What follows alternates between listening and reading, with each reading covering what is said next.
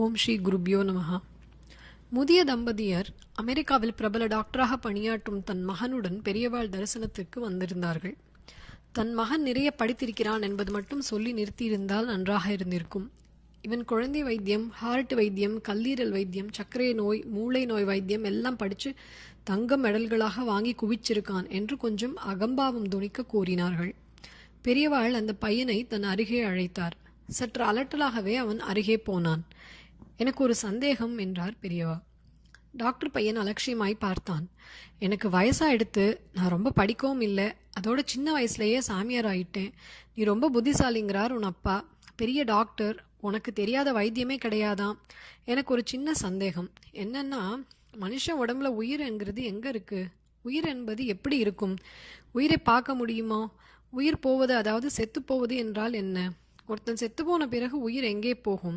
நீ பெரிய டாக்டர், ஹார்ட்டையெல்லாம் கிழிச்சு பார்த்துருக்கே, அதனால் ஒன்னால தான் பதில் சொல்ல முடியும் என்றார் பெரியவாள். டாக்டர் பையனுக்கோ ஏக கலவரம்.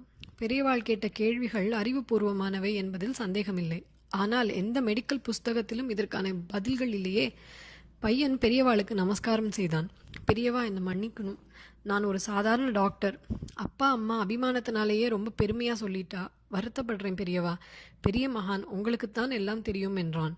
பெரியவாள் கையை தூக்கி டாக்டர் பையனை ஆசிர்வதித்தார். நீ நல்ல பையன், நிறைய பேருக்கு வைத்தியம் பண்ணு, க்ஷேமமா இரு. பெரியவாளிடம் வறட்டு ஈகோ எடுபடாது. உண்மையிலேயே பெருமைக்குரியவர்களை நிச்சயம் பாராட்டுவார்கள். ஆனால் ஒன்றையணா நபர்களின் உயிர்நிலையை லேசாக அசைத்து விடுவார்கள்.